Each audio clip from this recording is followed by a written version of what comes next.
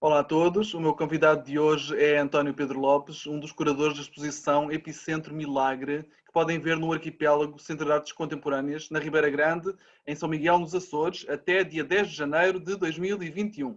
Olá António, muito obrigado por passares estes momentos connosco. Olá Pedro, boa tarde, obrigado eu por me receberes. Ora é essa. Então, para começar, queria que nos explicasse o que esteve na origem desta exposição Epicentro Milagre. Uhum. O Epicentro Milagre começa com nós observarmos que, paralelamente ao Festival Termor, e ao longo das últimas 6 edições, e acontece um fenómeno cultural e religioso que são os romeiros, que é um conjunto de homens que faz uma caminhada de 8 dias à volta da ilha toda. É uma tradição religiosa abraçada pela Igreja no século XX, mas antes disso foi uma forma de paganismo que se iniciou no século XVII, porque um dia a primeira capital da ilha, que era Vila Franca do Campo, foi completamente destruída por um terremoto, por um tremor de terra. E essa manifestação surge exatamente como um ato de fé e de resistência e uma prece, um sacrifício, se quiserem, para apaziguar as tormentas e as forças inesperadas da natureza. Ora, observando essa manifestação, interessou-nos perceber como é que a condição geográfica dos Açores, não é? Estando no centro atlântico, estando muito sujeito a muitas adversidades meteorológicas, a Uhum. uma certa instabilidade da terra, não é? Uma vez que é um lugar vulcânico, como é que a identidade cultural se cria a partir exatamente da identidade natural, por assim Uhum. dizer, Uhum. de quem está ali. E aí fomos entendendo que, além dessa manifestação que são os romeiros, existem várias outras, desde o culto ao Divino Espírito Santo, o culto ao Senhor Santo Cristo dos Milagres, hum, e outras várias manifestações que vão de procissões a danças comunais, que existem e acontecem exatamente sempre nessa relação de calma connosco, natureza, vê lá o que é que nos fazes enquanto potência que cria, mas que também pode destruir Uhum. completamente. Uhum. E então convidamos um conjunto de artistas um pouco para investigar onde é que relações são essas, não é? Que naquela natureza criam de alguma forma manifestações culturais. Ok. Nós gostamos de pensar que o epicentro é a natureza e que o milagre é a cultura, uma vez que existe uma grande história, ou muitas histórias de fé, não é? Uhum. E que Uhum. depois são também relatadas em histórias que vão vivendo e sobrevivendo na tradição oral, mas também escrita, não é? Ou seja, é um povo que tem várias histórias e que conta várias histórias de milagres, não é? Portanto, de coisas que aconteceram e que não se esperava que acontecessem, e que de alguma forma salvaram ou deram um rumo que não era tido como sequer possível em relação a uma situação ou um embate do homem com a natureza. Uhum. Vem Uhum. desse lugar Ok. que é mágico, que é místico, que é inesperado, que é criador, que é destruidor e que cria uma relação entre, ou talvez quebra uma separação, criando uma relação entre homem e natureza. Acho que também pensando o homem como parte integrante da natureza e não como duas coisas separadas. Ok. E qual é que foi o desafio lançado aos artistas presentes na exposição? Uhum.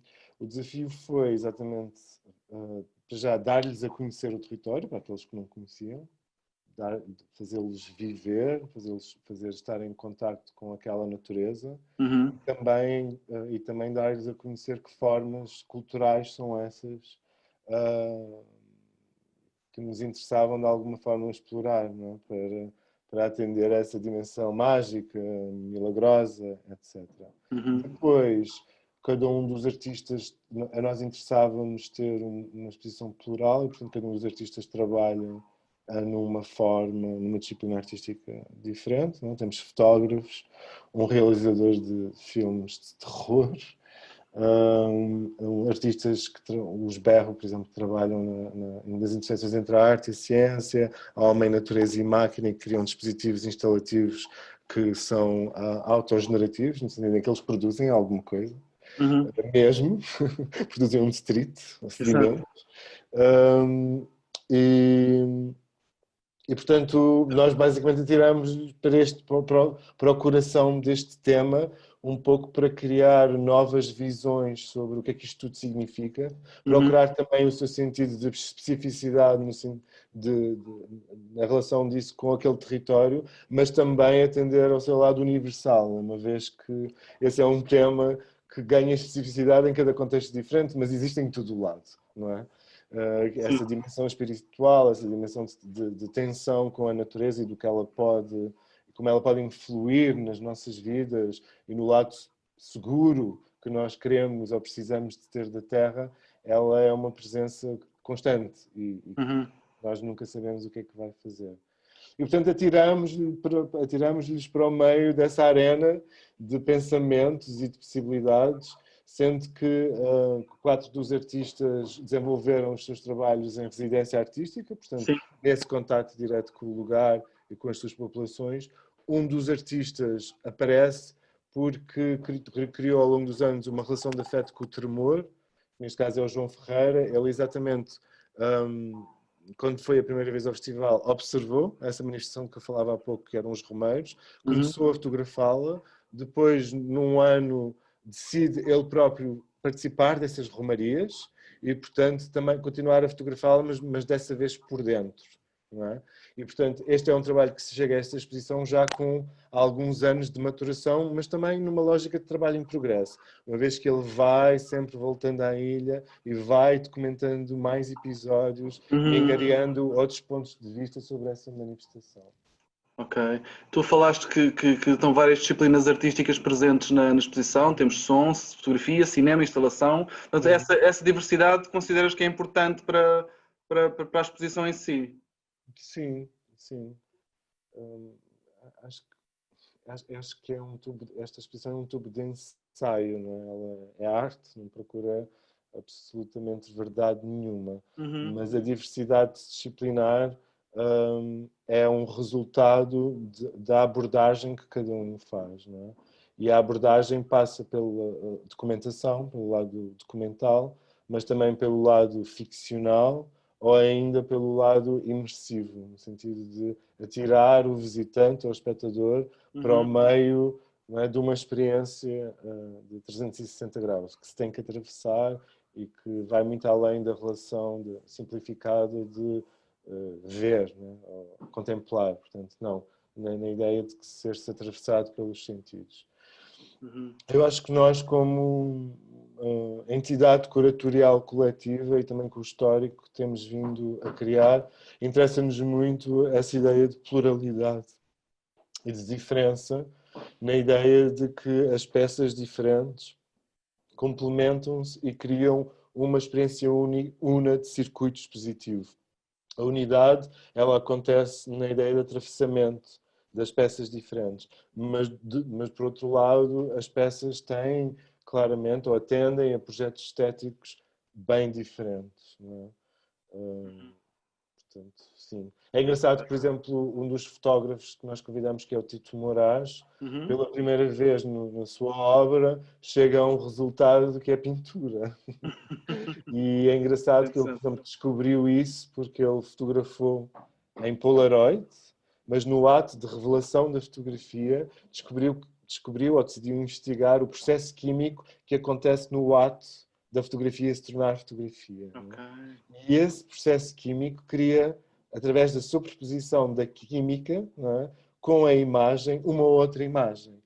E engraçado que na transposição dessa outra imagem, dessa segunda imagem, para o espaço, ele criou em vídeo um slide, não é, que liga as diferentes imagens e, portanto, cria imagens 3, 4, 5, 6 e depois ele criou um dispositivo cênico, não é, da apresentação que ainda cria mais 5 camadas, ou seja, mais 5 imagens diferentes. E o resultado são pinturas, múltiplas pinturas. É engraçado. Portanto, ele nunca apresenta a primeira foto que ele criou. Ok. Ou pelo menos aqui ali não existe. E o resultado final não parece uma fotografia. Deve ser. É super interessante também a ideia de como, de facto, a ideia de imersão num contexto, num processo de residência artística, também pode servir de tubo de ensaio, de lugar de desafio, para responder a uma proposta, não é? Tipo, que depois vai de acordo também com as pesquisas dos artistas, mas que também vem de um lado que é responsivo, não é? Ou seja, que não é da mera aplicação de uma ideia de fórmula autoral, ou de aplicação de linguagem natural, mas é de que se eu decidir utilizar este meio, onde é que eu chego e o que é que o próprio meio me informa e me leva a apresentar. Isso é super interessante. Sem dúvida. A curadoria desta exposição é partilhada a 4. Queria te perguntar se é muito diferente trabalhar em curadoria em equipa. É muito específico. No caso do Tremor, nós os 4, eu, o Luís Barreto, o Joaquim Durães, o Márcio Laranjeira, temos já uma experiência de 8 anos, né? a fazer o Tremor em conjunto. E há uma lógica de complementariedade que é muito forte no entendimento do eixo curatorial em que nós decidimos ganhar uma direção, mas depois também na forma como a articulação é feita, seja com outras pessoas na ilha, seja com o arquivo das narrativas da ilha, seja depois também do lado muito prático ligado à produção e à logística e de como é que nós ajudamos, né, ou participamos da elaboração de um trabalho. É um trabalho muito específico, que é muito feito à base de uma conversa. Ele é muito desafiante, não é? Porque cada um tem uma posição também e a conversa e os desenvolvimentos também acontecem em choque.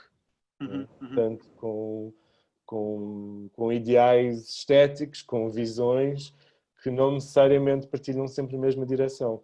A verdade é que nós acreditamos que isso é interessante, que isso nos faz crescer a todos enquanto curadores, enquanto pessoas que pensam a direção artística de um projeto, e que isso também, de novo, garante aquele sentido de pluralidade, ou seja, não existe uma ideia de absoluto, existe sim um sentido horizontal de partilha de responsabilidade e de mundividências, que eu acho que é mais importante. Cada um traz a sua experiência, cada um traz a sua ligação com aquele território e com os domínios da arte, e da música e da cultura, e isso só pode ser muito rico. Eu sou muito pró-colaboração.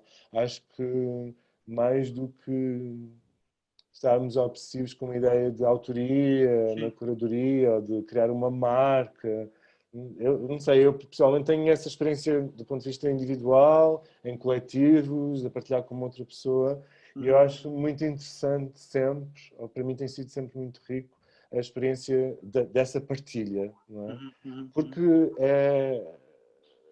ela cria uma estabilidade, a colaborar destabiliza, mas abre e expande e portanto faz-te crescer e conhecer novas coisas e pôr-te em choque e em relação com novas coisas, que eu acho que é sempre muito urgente para se estar e viver no presente, não é? E para estarmos abertos e acordados ao mundo.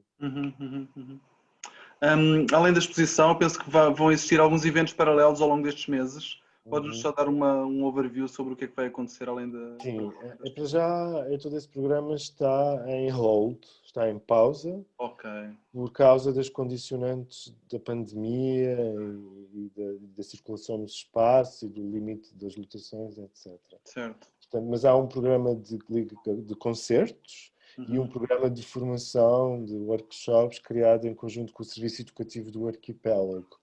Nós estamos, neste momento, acho que não faz sentido muito avançar nada, porque não sabemos o que é que pode acontecer a qualquer momento. Portanto, estamos num plano de monitorização constante de como a situação impacta especificamente a ilha de São Miguel, mas eu acho que muito em breve vamos poder já, que se tudo correr bem, se isto se aguentar tal como está-se a aguentar, não é? E a sociedade se a adaptar, acho que vamos estar em posição de avançar em breve. Ok. Portanto, contar com workshops e com música ao vivo. Será essa a abordagem, workshops no sentido multidisciplinar, música ao vivo, muito trabalhando com artistas que de alguma forma trabalham com gravações de campo, de gravações dos sons da ilha, daquilo que torna a ilha o que ela é, e que têm feito um trabalho, estou já aqui a lançar um teaser, um trabalho nessa recolha para depois desenvolver uma música que é ambiente e que passa né, das características do lugar para criar uma atmosfera e uma experiência duracional. Já disse muita coisa. Ok, já. Agora fico tipo, quem é mesmo? Quem é mesmo? Exato. Vamos esperar para ver. Ora, e finalmente, como é que tu vês as artes a evoluir nos Açores nos tempos mais próximos? Panorama, assim mais geral. Uau, essa é uma pergunta. Para mim é uma incógnita, não é? Que não posso esquecer que nós não podemos esquecer que estamos a atravessar uma situação de uma pandemia Sim. que fragilizou muito o setor da cultura, os profissionais das artes em específico, sejam eles artistas, sejam técnicos, sejam eles escolas. Neste momento há espaços culturais a fechar nos Açores, há escolas de artes a fechar nos Açores e muitos artistas vivem com muita dificuldade e passam ou atravessam um processo de reinvenção da gestão, né, das suas carreiras, basicamente, para poderem comer e pagar as rendas e pagar as contas.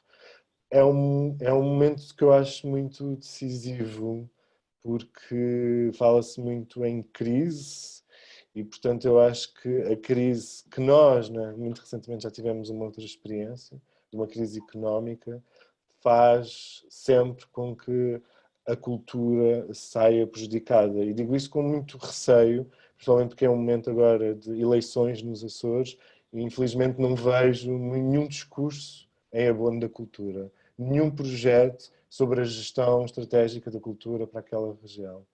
O que é uma pena, porque essa omissão é constante, não é? Seja nos planos regionais, municipais ou nacionais. E, portanto, eu espero, porque ainda vamos a tempo, é que, do ponto de vista político, se crie e se tome em conta as necessidades e as especificidades desse setor. Não é? Uma vez que cada vez mais se confunde, ou na cultura cabe as lógicas de criação artística, de apresentação, de entretenimento, de formação, que cabe tudo assim de animação turística, cabe tudo num grande saco. Acho muito importante mesmo, para já, que os Açores continuem a fazer parte dos sistemas de financiamento nacionais, que às vezes são excluídos, por serem uma região autónoma, e depois que, efetivamente, que esse trabalho que o Ministério da Cultura está a fazer agora de trabalhar sobre o estatuto do profissional, que isso também possa ser um estatuto que possa vir a ser beneficiado na região autónoma, e, portanto, não só no continente português. Parece uma coisa tão estranha, mas é que isso, de facto, quando diz respeito a políticas de cultura, algumas, elas não chegam aos Açores. Só tem 2 ou 3 anos, se não me falha a memória, o acesso aos apoios do Ministério da Cultura, portanto da DG Artes, só tem 2, 3 anos, ok? É muito específico. Portanto, e isso foi uma grande vitória. Portanto, eu espero muito que os Açores possam fazer parte dessa estruturação do sector. Eu espero também muito que se consigam resistir ao máximo possível artistas, casas do espetáculo, independentes e não independentes, e que essas estruturas que não lhes retirem o orçamento que elas precisam, ou que não afastem o pessoal que elas está afeto como recurso humano, porque para já eu acho muito importante não se perder, sobretudo, e a partir daí exatamente reestruturar aquilo que possa ser um projeto de cultura, não é? Uma coisa que é, se calhar só para acabar, que eu acho muito importante, é a ideia de as ilhas deixarem de estar de costas voltadas umas para as outras e conversarem, não é? E, portanto, poderem mutualizar recursos, poderem saber do que é feita a cena artística de cada lugar e que cada uma não fale de si própria como se fossem os Açores e não existissem outras 8 ilhas, porque infelizmente é uma coisa que acontece muito. Portanto, conversar é urgente, sempre, e agora principalmente, porque só nos resta olhar para o lado e trabalhar uns com os outros para reestruturar os hábitos de fruição de cultura e recriar a confiança necessária para podermos continuar e para o público continuar a ir ao espetáculo e voltar a sair de casa e sentir-se confiante e sentir-se também responsável por apoiar cenas locais e o seu futuro e a sua continuidade. Uhum. Uau, é um momento difícil, não é? É um Uhum. momento muito desafiante. Uhum. Uhum. António, muito obrigado. Foi um gosto conversar contigo estes minutos. Obrigado, Pedro, mesmo. E força para todos.